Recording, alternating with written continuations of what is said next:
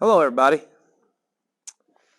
I've got a coming 2-year-old filly here, one that we've raised out of our stud.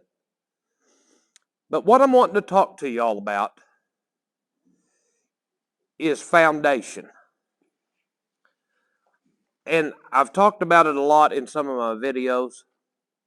I talk about how you've got to have a great foundation on your horse and things like that. But what I'm wanting to do is explain to you exactly, and you see how she's running around here. She don't have a good foundation. But what I'm wanting to explain to you is what a foundation is, okay? Because it's easy to say the word, and everybody said, well, yeah, you got to have foundation on them, but they don't know what that means. As far as I'm concerned, and we're dealing here in gaited horses, these are fox-trotting horses, but it is any gaited horse out there, walking horses, Rocky Mountains, what have you. When we're talking about a foundation, we are talking about getting all of the stiffness and the abrasiveness where a horse is not bracing against you, and getting these horses soft, supple, and light. But the true foundation is getting a horse where they are not resisting. It's getting the resistance, the stiffness, and the abrasiveness out of them before we ever get on them, before we ever saddle them, and getting control of their feet. All of that is all in one package on foundation. Because whenever you get all of those things, then you're getting control of the mind. You're getting a horse that is paying attention to you. And that is going to transfer when you get on them.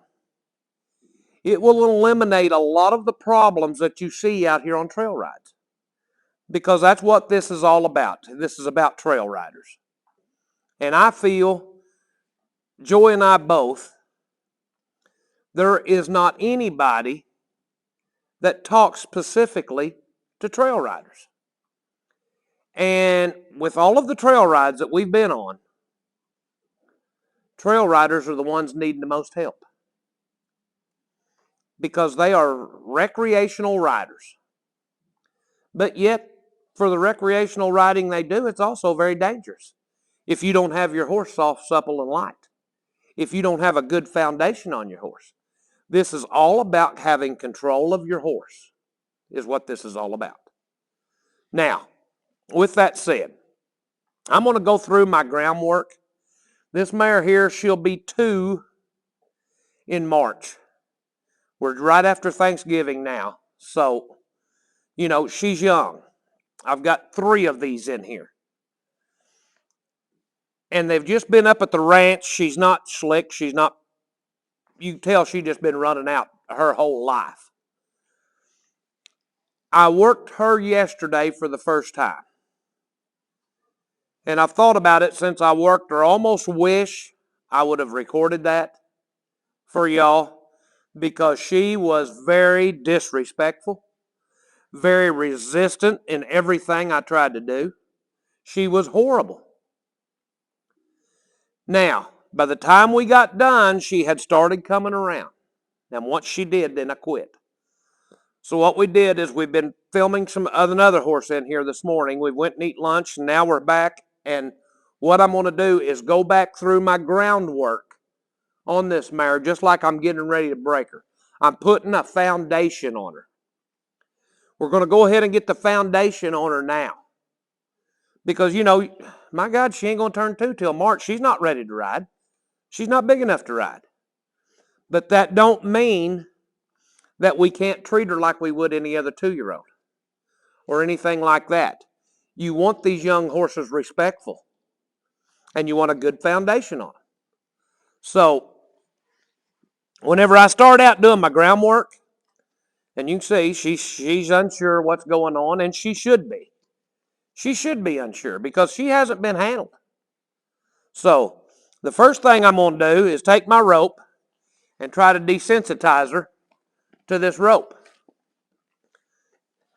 And just throw that rope lightly, just flick it up over. Let her see something coming at her fast. Let her see it, let her feel it hitting on her, and things like that. And then once I get it over her back, she stands still, I'll go ahead and flick it around her legs. I'm taking her in 2 days to the farrier to get her feet trimmed the first time. Do you think my farrier is going to like what I'm doing right now? You bet he is. At least we can touch those hind legs. I mean, it's just everyday stuff. And notice how she's moving around. You notice what I did? I kept right on doing what I was doing. And I'm going to continue to do it until she stands still. That is the whole purpose. What we're wanting her to do is to find out that it's okay to stand there and do nothing, no matter what's going on around her.